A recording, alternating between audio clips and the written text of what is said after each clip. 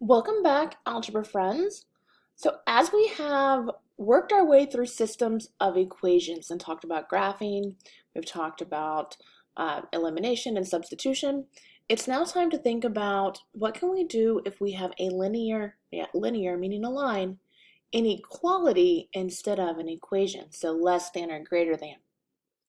And really what we want to do is we just want to think about it as a linear equation, paying close attention to that inequality symbol. What is it asking us to do? And a solution to a linear inequality. Well, the solution, just like with an equation, is all the ordered pairs that make a statement true. So if we want to determine if an ordered pair is a solution, we use the exact same steps we used before, where we just plug in or substitute in the values of x and y, simplify, and see if it makes a true statement. So for instance, here's my equation, 2x minus 3y is less than 15. And I'm going to try the coordinate 2, 5. So I'm going to rewrite, but I'm going to substitute in the values of x and y that I've been given. And I'm going to write everything else exactly as it is.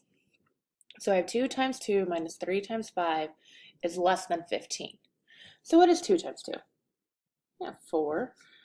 Subtract 3 times 5, so 15. Is that less than 15? Well, 4 minus 15 is negative 11. Is that less than 15? Well, yeah, negative 11 is definitely less than 15. A negative is always less than a positive. So yes, so this is a solution. So go ahead, pause your video, and try the next 3. All right, so here we have those 3 coordinates, or those 3 ordered pairs, negative 1, negative 7.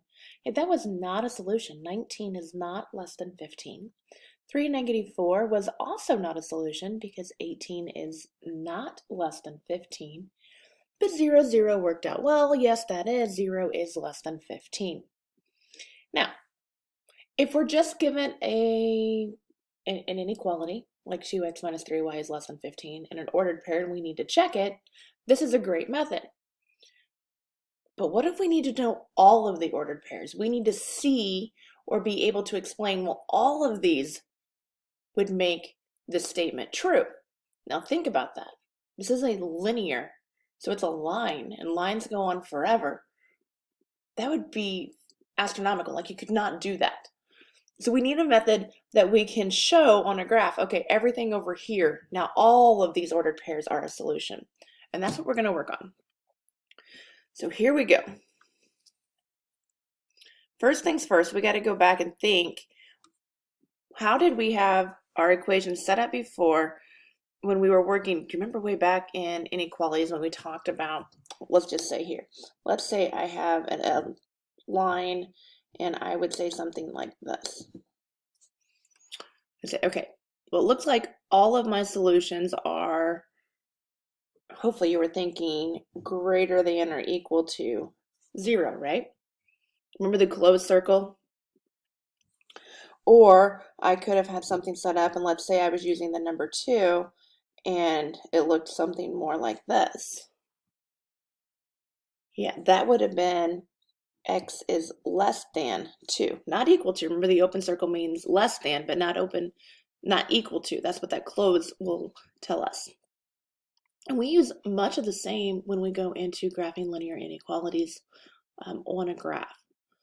First step, put the inequality into, hopefully you're thinking, you know what? The same one always. Y equals mx plus b form, or slope-intercept form, right? Be sure to flip the inequality if you multiply or divide by a negative number. Do you remember that? Make sure if you have that inequality, if you as the mathematician multiply or divide by a negative, you need to flip your symbol over. And then using the same principles, graph the line. Use a blank line for, now the lines we're going to use here are solid. So solid is sort of like the closed.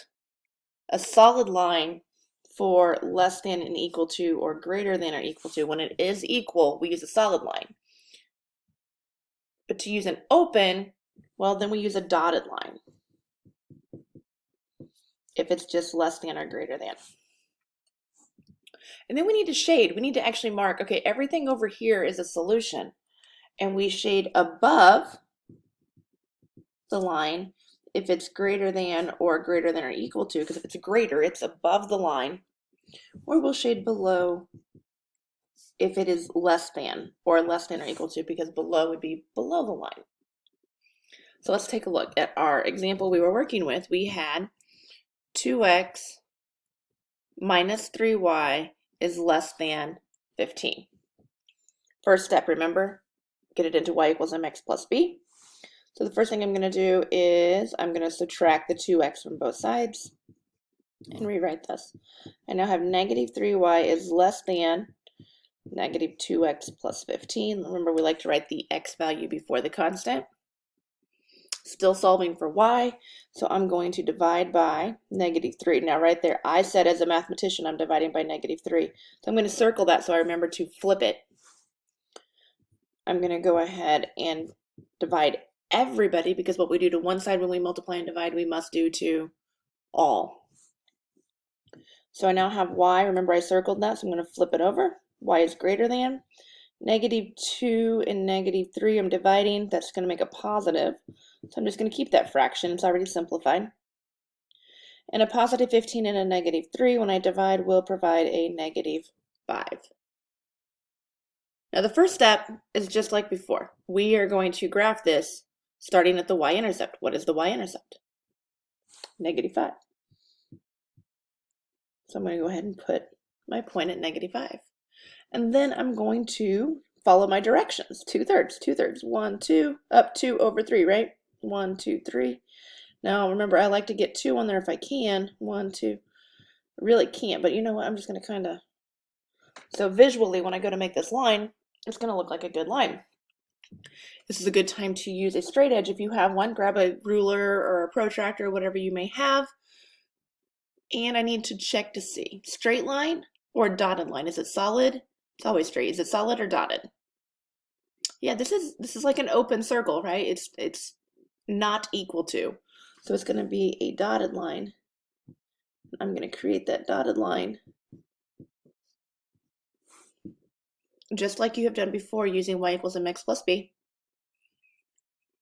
Now, I need to determine, do I shade above it or below it? Do I shade above or below? Now look, above or below, that's greater than. Greater means I should be above. So if I look at like even on my y, I would be shading up. So that means all of this, everything on this side of the line, is a solution.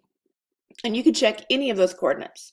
It wouldn't matter which one you checked, you could check any of them to verify that you have shaded in the right direction. So that's the basis of inequalities. You're going to work just like an equation, except you have to be careful with that symbol. If you divide by that negative off that y, you better make sure you get your symbol flipped. When you draw a line, you have to decide, is it equal to or not equal to? Is it solid or dotted? And when I go to shade all of my solutions, am I shading above or am I shading below? Because inequalities encompasses the entire graph, not just the line on the graph.